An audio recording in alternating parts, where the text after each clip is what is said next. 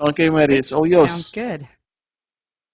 Okay, thank you for this. And I'll introduce myself and we'll talk a whole lot about Google's Penguin algorithm today. My almost my entire line of work is in helping people that have been either penalized by Google or trapped in one of Google's algorithms, such as Penguin or Panda. And that's pretty much what I do all day long. So this is something that I'm pretty passionate about. I have my own company that used to be called HIS Web Marketing, and I've recently rebranded to Marie Haynes Consulting. And if you need to contact me, you'll see on the slides multiple ways to contact me. I'm realizing there's a whole lot of Marie Haynes on that slide.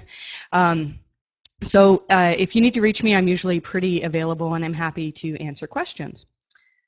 So what we're going to talk about today is Google's Penguin algorithm. And what we need to know first is what Penguin is. I'm going to assume that most of you have some knowledge, some basic SEO knowledge, but I'm also happy to answer questions. So I'll keep an eye on the chat, and if you have questions as we go along, I can try to integrate them into the talk as well. So Penguin is not a manual penalty. A manual penalty is something different, and a lot of people get the two confused. If you go into your Webmaster Tools, which is now called the Google Search Console, and you see in the manual actions viewer that you have a manual action there, that's a manual penalty that somebody from the web spam team at Google has come into your website, has checked your website out, and has manually penalized it. With Penguin, you don't get any sort of notification. Nobody from Google tells you that you have a penalty. You just don't rank so well. And that can be tricky because there can be other reasons for you to not rank well. And so what we're going to talk about today is how to figure out whether Penguin is the issue, and if it is the issue, what you do about it. So I look at Penguin and Panda as something that drags you down, just like this picture with the hot air balloon. If the hot air balloon is your website, and you're doing all these things to try to improve your rankings. So you're gaining links, you're writing good content, you're doing things that people want to share, and you have a really good website. That pushes you up in rankings if you're doing it well. But Penguin and Panda are like sandbags that are holding the hot air balloon down. And they can hold it down to different degrees depending on how serious the violations are. And what that means is even if you continue to get some good links and do all the right things, if one of those or both of those algorithms are pulling you down, you're not going to be able to rise up very high until you get rid of that heavy sandbag. And that's not always an easy thing to do, but we have definitely seen sites that have successfully done that. So how do you know whether Penguin is the problem that is keeping you from ranking well? The best way to figure out if Penguin is the problem is if you have really good data from Google Analytics or another analytics program. What you need to do is to look at just the organic traffic. So you're not looking, you're trying to not see the pay-per-click traffic and traffic that comes from direct visits, but just traffic, and preferably even if you can just look at traffic that comes from Google. And what you'll see is, if you've been affected by Penguin, is that there's a drop in traffic that happens coincidental with the date of a rerun of Penguin. So Penguin is an algorithm that at this point, Google just runs periodically. And unfortunately, they don't run it very often at all. And so the link that I put here about algo changes and more, I've got a list of pretty much every known and suspected algo change that that you might that might affect your website. And in that list is all of the known Penguin dates. I also made a little mini site that I use a lot. It's called penguindates.com. And so if you're trying to figure out whether your drop happened coincidental with a Penguin date, then that'll help. There are other algorithms that Google uses that take links into account. And links really are the main factor of Penguin. Having unnatural links, which we'll get to in a minute, is the biggest problem. But there are other things other than Penguin that can affect you as well. So it's vitally important to see the drop pretty much has to happen on a penguin date in order for us to say that it's penguin. Now the drop doesn't always have to be as dramatic as in this picture here. Sometimes it can be just a slow gradual decline, but it has to start on a date of a penguin rerun, a refresh, or update. If you don't have access to Google Analytics, you can look at Webmaster Tools or Google Search Console, provided that the Penguin refresh that you think hit you happened within the last 3 months. Unfortunately, the data doesn't go back further than that. Or you can also look at semrush.com, that's semrush.com, and they've got pretty good data. It's going to be broken down month to month. So if you see a dramatic drop that happens in a month when Penguin was updated, then that's a good indication that perhaps something is going on here. So Penguin is primarily about backlinks. There are other factors. If you have a really spammy website and you've been hiding white text on a white background, then and you've been keyword stuffing like crazy and doing other on-page things, those can be factors in Penguin. But I would say that 98% of Penguin is about the quality of the links to your site. And that can be tricky to determine. So most sites that I have seen that have been affected by Penguin have very obviously low quality links.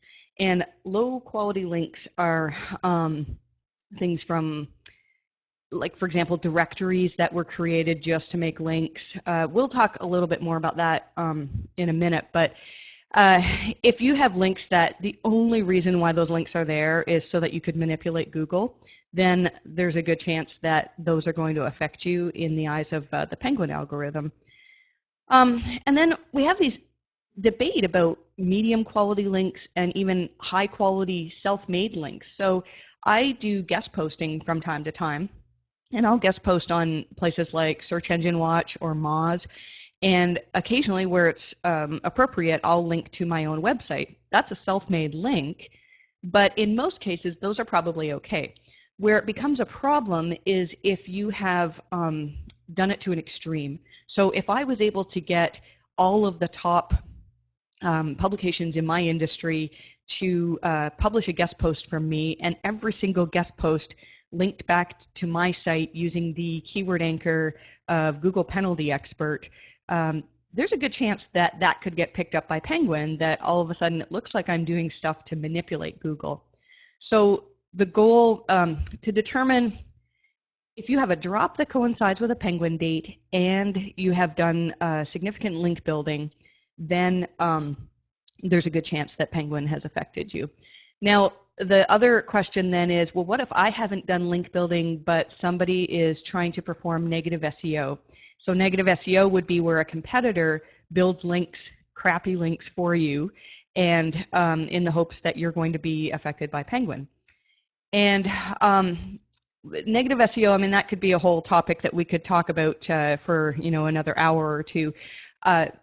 My version of it is, in most cases, as long as you're not in an ultra competitive niche, in most cases negative SEO doesn't seem to work unless you've already got your own base of unnatural links. So if you haven't been involved in link building, then probably Penguin's not your issue. Now, there are some people in the industry that would disagree with me on this. In my experience from reviewing a very, very large number of sites, the only sites that I've seen that have been affected by Penguin were ones that already had their own unnatural links. The problem is that some people don't recognize sometimes that their own links are unnatural, and so that's where it can get tricky. The other thing that most Penguin hit sites have is a lot of links that have keyword anchors. So if someone links to your website and chooses to use a keyword, so something that you actually want to rank for in Google, as the anchor for this link, that's a great thing. That's good. That's not an unnatural link. But what we see is, if you look at your backlink profile in one of the well-known backlink checkers such as Ahrefs, Majestic, or Open Site Explorer, most of you can sort those links so you can see what your most common anchor texts are. And in most cases, most websites will have their brand name as a common anchor text. They'll have their URL, and then they'll have random phrases like, here's a good article, or something like that. And in most cases, sites that are affected by Penguin tend to have a lot of keyword anchors. So again, if somebody links to you, if the odd person links to you with a keyword, that's great. But if all of a sudden you have 50 people linking to you with the exact same keyword that you're trying to rank for on Google, there's a good chance that those were self-made links. And that's an indication that I look at to say, yeah, this is probably self-made, and this is probably something that Google is going to have issues with. So let's say we've determined that yes, Penguin is an issue, and Penguin has affected the website. Then what do we do? In my opinion, these are the four things that need to happen in order for a site to see a recovery from Penguin. The first thing is a very thorough link cleanup, which we'll talk about in a minute. So Google needs to see that whatever the problem was, the things that got you into trouble, that you have thoroughly cleaned those up. And I'm talking about thoroughly. The only sites that I've seen that have had a significant recovery for Penguin are ones that were brutally thorough with their link cleanup. And if you're thinking, well, I know this is a self-made link, and it's probably one, it might be one that's maybe helping me, I'm not sure. And all of these links over here, I really don't want to get rid of them because I paid a lot of money for them. You know, if you start looking at things and trying to hold on to bad links, you're probably not going to recover from Penguin. Penguin can hit sites to degrees. And so if you got rid of, say, I don't know, 80% of your unnatural links, you might see some recovery, but you're still going to have that sandbag that's pulling your hot air balloon down and keeping you from ranking well. And so it's really, really important to be thorough on your link cleanup. The next thing that needs to happen is that Google needs to revisit all of those sites that had linked to you to see that the link has either been removed or disavowed. Oh, and we have a question here. Penguin, oh, the Penguin rerun is not in the hand of a webmaster, so how to explain this? We'll get to that in a minute, Musa. I'm going to talk about how the refreshes happen and how we, yeah, so actually that's the next point, is that Google needs to recrawl the unnatural links and recognize that they're either gone or that you've asked Google to discount them by disavowing, which we'll talk about in a minute. And then Google needs to refresh the Penguin algorithm. And this is really a tricky thing because the last time that Google officially did a refresh of Penguin was in October of last year. So we've been waiting almost an entire year. The last time before that was October. And so I have people all the time that contact me and say, look, 8 months ago we cleaned up our links and we haven't seen any improvement. And the problem is that you have to wait until Google decides to refresh the algorithm. And that can take a long time. And it is frustrating where you may have paid thousands of dollars for a link cleanup and your business is suffering. And unfortunately, there's absolutely nothing you can do.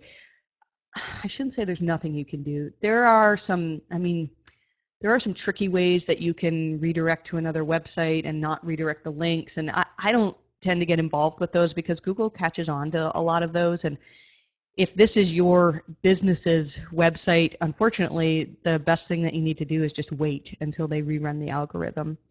And the final thing is that your site actually has to deserve to rank. And so in a lot of cases, a site that was ranking in number 1 to 3 positions previously that gets hit by Penguin, it may not jump back to number 1 because those rankings were being propped up by links that are now considered unnatural. And so the only sites that I have seen make significant recoveries are ones that really, really did have good sites. They were attracting links on their own. And so you have to have a good site. You can't, gone are the days where we can just rank any site by building links. I know there are some people out there who can still find ways to create their unnatural links and have them work, but for the vast majority of cases, that's not working anywhere near as well as it used to in the past. So how do we clean up our links? This is something that a lot of people do is use an automated tool. There are a number of them out there, and I have not used them, although I have to really caution you that if you use an automated program to go through all of your backlinks and determine whether it's a good link or a bad link, you need to really go through manually on top of that and check every link out. I can't tell you how often I review, one of the things I commonly do is review websites that just haven't seemed to be able to recover from Penguin. And the most common reason for a website to not recover, even though they've done a link cleanup, is that they've relied 100% on an automated tool. And I'll often find that there are hundreds of unnatural links that get missed. And in some cases, I've had really good links that get marked for removal, such as links from major news outlets. I've seen some fantastic links be marked for removal. So the automated tools, I think that they can be good to help you organize your data and to gather links from different sources, but I really caution you not to rely on them for making decisions on link removal and disavow. To know which links need to go, it depends on the type of link building that you've done. So really any link that was made solely for the purpose of SEO and for manipulating Google, those links are ones that need to be dealt with. And again, I mean, if you have low quality directories where nobody in the world is ever going to visit that directory, it's never going to send you traffic, that's an unnatural link. If you have links on widespread articles that you have created solely so you can create links back to your site, where it becomes tricky again is if you've done a lot of guest posting and maybe the sites, you know, they're not low quality article sites, they're actually decent sites. And so sometimes there's a bit of a gray area. And I often, when I do a link audit, will have a whole column of debatable links. And what I do is I discuss those with the site owner and I say, you know, are these links bringing you any traffic? Would you want this link even if it was a no followed link, if it didn't bring you any link benefit, any ranking benefit? And some links can be difficult to determine. And as I mentioned before, really you need to be thorough. So if you've been affected by Penguin, if you're not thorough, there's a good chance that you're always going to have that sandbag pulling your site down. The next question is whether these links need to be removed or whether you can use Google's disavow tool for them. So the disavow tool is a tool that Google gave us in October of 2013, and it's a tool that allows you to say, okay, Google, I don't want you to count the link equity that comes from this particular link or this particular domain. And if you have a manual penalty, so if you have a manual action in Webmaster Tools, then yes, you need to try to remove every single unnatural link that's pointing to your site. And somebody from Google will review your work and see if you've actually been working to clean up this work and remove links. If you have a Penguin issue, it's not as important to remove links. And again, there are people who will disagree with me. But John Mueller from Google has said several times that essentially a disavowed link is the same thing as a removed link in the eyes of Penguin. And so my philosophy is if I have links that are really easy for me to remove, so if they're links that perhaps my site owner created on microsites and he has a list of logins and he can just go log in and delete all of those microsites, then those are ones that I'll remove. But I'm not going to go on a big email campaign to email site owners and say, hey, could you please remove this link or could you no follow this link? And the main reasons for that are that that's expensive. It takes a lot of time to do that email campaign. And now people are sick and tired of getting link removal emails. And so I find that my success rate at getting emails removed, it depends on, or getting links removed, it depends on the type of website that I'm dealing with, but often I can only get maybe 5 to 10% of links removed, whereas in the past we could do much better. And so really, is it worth it to spend thousands of dollars extra to try to remove links? So really, I rely heavily on the disavow tool. There are some cautions with this, though, because if you use the disavow tool incorrectly, it can harm your site. And so the disavow tool is horribly documented. It's very I see so many errors when people use it, and so this is a problem that a lot of people have. A lot of people don't realize that when you file, so actually I should just describe what the disavow file does. The disavow file, you put in either a list of links or you say, I want this domain not to count anymore. And you file that in a text file to Google. And then Google, they tell you that they've received the file, but you don't get any notification that tells you whether or not the link has been disavowed. You will still see the link in your list of links from Ahrefs, from Majestic, from Open Site Explorer, and even from Google. And that's that's a tricky thing, because you just have to trust that Google has taken your recommendations and is no longer counting those links.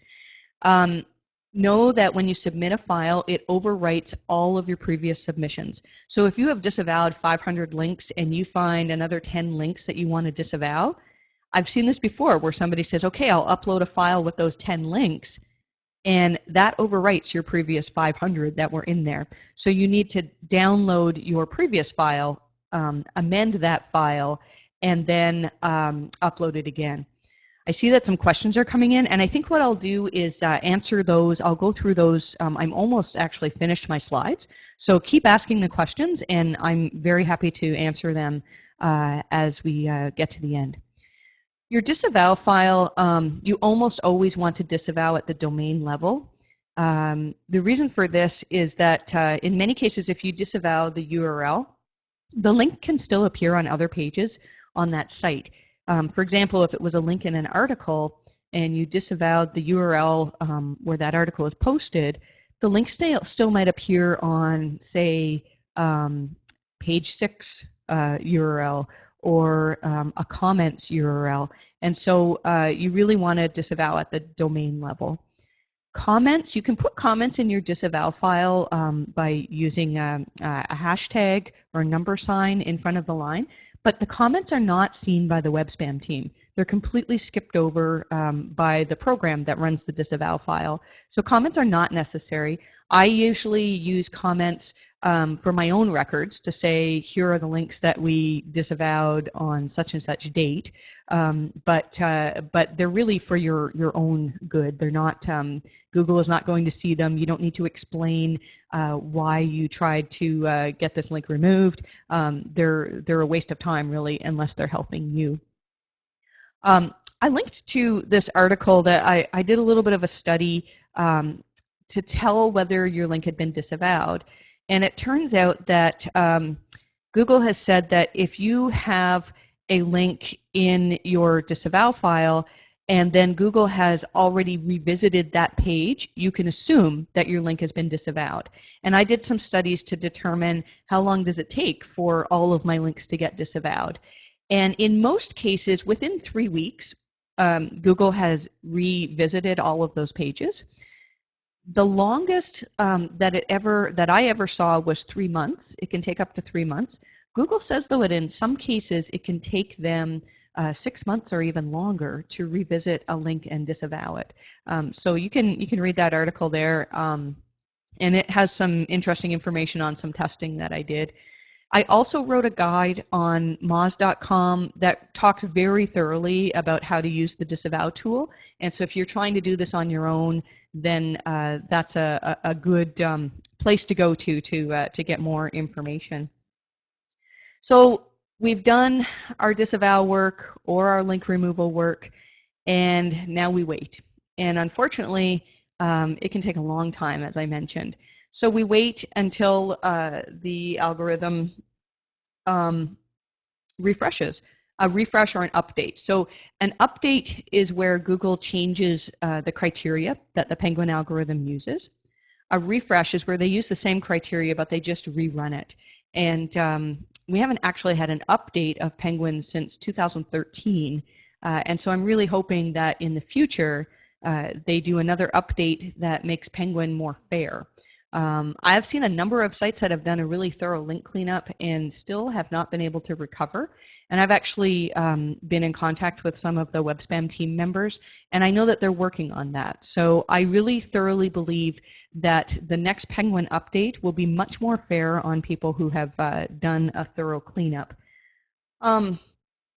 If your site if it's a really, really good site and it does attract its own links naturally, then in some cases we can see that the site makes a dramatic recovery when Google decides to rerun the Penguin algorithm. But in most cases, we don't see a return to #1 rankings. And that, again, is because those rankings were probably there on the basis of links that are now gone, and they're not going to count again. And so what I'll commonly see is a site was maybe ranking #1 or 2, gets hit by Penguin and goes to page 6 or beyond on Google. And then after a thorough cleanup, they may pop up again at the bottom of page 1, where at this point, now they can do more work to improve the website, to get natural links, and slowly crawl back again. But I don't commonly see. I mean, the picture that I have here, I like to share it because it's a fantastic Penguin recovery. This is a well-known brand that attracted links very well on their own, got involved in some link buying, and got severely hit by Penguin. And so when we were able to do a very, very thorough cleanup, they were able to make a fantastic recovery. I've written an awful lot about what to expect in terms of recovery, and I think these articles are good ones to read. Again, I mean, I think there is something wrong with Penguin at this point because there are some sites that don't recover. And some of those are because they're sites that didn't deserve to rank ever. But some of them, there are some good sites that are not seeing recovery. With that said, I mean, I've seen plenty of sites that have been able to escape Penguin and do extremely well. And so I would encourage you, if you have a site that you're trying to get recovered from Penguin and you haven't seen recovery, then these are good articles to read. And that's about it. So I'll take a look at the questions here, and I'm also always happy to answer questions by email. Sometimes my email gets a little bit overloaded, so I may not be able to respond to you right away. But I do like to help out exactly where I can. So one of the questions was, what are the ways to understand that we have problems with Penguin but not another link penalty? So again, if you have a manual action, you'll see that in Webmaster Tools. You need to go to Search Traffic and then Manual Actions. And it's very clear. I mean, it'll tell you whether there's a manual link penalty there. And if you see no manual web spam actions, then you know, okay, it's not a manual penalty. The other algorithms that use links are baked into Google's algorithm, and again, there's no way to know. There's if you're a Google employee, they have something called a penalty server where they can plug in your website and they can go to it and say, oh yes, we see that you're affected by Penguin and there's some other things going on too. And I would love so much if they could give us something like that in Webmaster Tools. I understand that Google doesn't want us to game the algorithm, and so I'm sure people would test that and abuse it. But I would love especially for small business owners, I really would love for Google to be able to say, look, we have an issue with your links. You should consider looking at that, you know. And but unfortunately, there really isn't any way to know other than to put all the data together and see if you have a drop that coincides with a Penguin date. And then the other thing we haven't talked about is Panda. Panda is an algorithm that deals with on-site quality and probably doesn't take into account links. And Panda can be even more tricky to deal with. So we won't, I mean, that's a whole topic for another day. But again, it's very difficult. And then here's another factor is that eventually Panda and Penguin are probably going to be factored right into the main core algorithm, and we won't even be able to to look at the dates, and so it's going to get tricky. And Google's ultimate goal, I mean, they tell you in PR speak, is to just create a great website. Don't break the quality guidelines. But there can only be so many great websites in the world, and so there are ways to still get ahead in Google, but it's much more difficult than it used to be in the past. Do you use any special tools for penalty analysis? So last summer I worked really hard to create my own tool that I use. I have a blacklist of, so I've been doing link audits, well, ever since Penguin came out, so, for a few years now. And every time I do a link audit, if I see a link that definitely a domain that there's no way that a good link could come out of that domain, I put it in my blacklist, and I mark it as a low quality directory, an article, a bookmarking site, or whatever. And I also have a kind of a whitelist for sites that I know they link out to everyone, like, for example, alexa.com or aboutus.org, and you don't need to worry about disavowing those.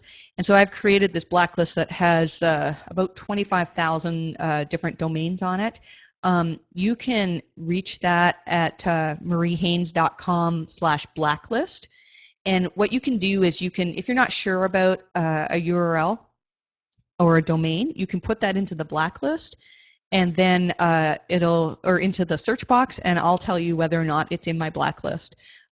So when I created that, my goal was to actually create an automated link auditing tool. And I had this whole algorithm that was in my head of, okay, here's how I'd make this decision, and here's how I'd make this decision. And as hard as I tried, I could not get better than 90 to 95% accuracy. And I finally said, just forget it. Automated tools are just not working for me. So other tools that I use, I get links from, as I've mentioned before, Ahrefs, Majestic, Open Site Explorer. Open Site Explorer doesn't give me a whole lot of links, but occasionally I'll get extra links from there. And then Webmaster Tools gives us a couple of sources of links. We can get Webmaster Tools sample links and also most recent links. Oh, and here's a tip. If you have a website with a lot of links, and Webmaster Tools only gives you the links from 1,000 different domains. So if you have more than 1,000 domains linking to you, go back and re-download that list every day for about a week or so, and you'll occasionally get more links if you do that. And so as far as and another tool that I use all the time is one called Spam Flag. I'm sure if you Google Spam Flag, you'll find it's a Chrome extension, and this is fantastic. So what you do is, if I'm looking for backlinks that are pointing to mariehaynes.com, I'll put mariehaynes.com into Spam Flag, and every single page I visit, it tells me whether there are any followed or no followed links to mariehaynes.com, and it takes me to that the first link on the page. And so I can very quickly look at a link and determine whether it's a natural one or not. That actually is probably my favorite tool that I use. It has saved me so much time. And so I'm a big advocate of Spam Flag. I do my link audits in Google Docs in a Google spreadsheet because I really like how it's very easy to just click on a URL. They've changed it in the last few weeks too, that you don't even have to click on the URL, you just hover over it and the URL will pop up, which is kind of nice. So those are probably the tools that I use the most. How to understand whether a link was really removed. So I guess if you are approaching webmasters to ask them to remove a link, then just revisit the page and see if the link is gone. When I'm doing a manual penalty and I'm actually doing outreach to try to physically get links removed, I still disavow those links unless it's a fantastic site that I think I could get a natural link from in the future.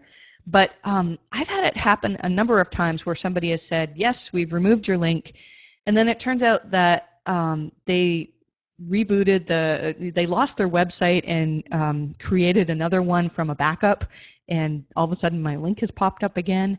Or in other cases, maybe there was a link in an unnatural link in an article that they published, but perhaps there are 3 more articles that didn't pop up in my link list. And so, so even if I get a link removed, I still put it into the disavow. Do you recommend any tool like Link Detox or Link Risk for link analysis? So I like the people who have created these tools. I think that, that they worked extremely hard and they are good tools, but again, I have seen so many problems. So I personally have not used them, although I've reviewed sites that have used them. So I can't comment on what the interface is like. I know that some people who do link audits rely quite heavily on them. And I think that they're probably good for organizing your links. So I have, again, the tool that I worked on last summer that I use personally, it allows me to just upload a whole whack of links, and then it sorts them into, 1 link per domain, figures out which links perhaps have keyword anchors, and shows me, the proper link to audit. And I think that these tools probably do something like that too. So they may be good to help you gather your data and organize your data, but again, do not rely on them 100% for making decisions on whether a link is good or not. Okay, well, I think that's all of the questions there. Does anybody else have a question for me?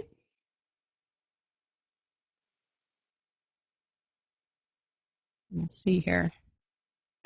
More questions. Okay, Marie, yesterday was all over the place. The Yandex, the biggest Russian search engine, actually punished penalty.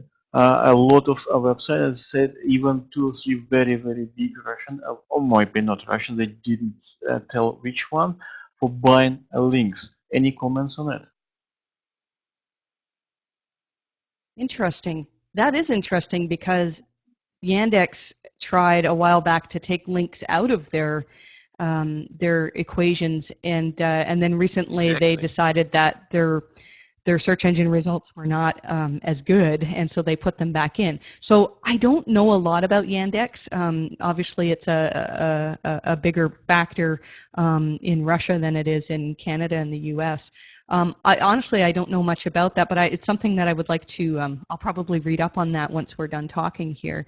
So did they send out manual penalties, do you know, or they just a lot of websites saw rankings decrease? I don't really know. Maybe Don't we'll know. have a Yandex here one day to explain us everything, because a lot of people interested in that. Okay, do we have more questions? No, it's only thank you comments. Okay, obviously, Mary, thank you very much for a great webinar. You mentioned couple of topics. You can come back on it. One of them was negative link buildings. I hear that people who used to be a big link, like this gray or black link builders, now they're doing the same thing, but for competitors. Did you hear this? Mm. People who are making a Well, lot of money yeah, I do come link across building it. now. Sure, Yeah, sure, go and on. there's a lot of not so ethical people out there. And I've reviewed a lot of sites where people come to me and say, I know I've been hit by negative SEO. And I would say that 98% of the time it's not negative SEO. But that doesn't mean it's not out there. So I think that if you're a really big player in the payday loans niche or credit cards or something huge like that, yes, there are people out there doing some nasty things. And really the only recourse that you have, I've never heard of anybody being able to track down who was doing the negative SEO and suing them or getting them to stop. But really the only recourse that you have if you think you've been attacked by negative SEO is to disavow links, which is a huge waste of time and energy.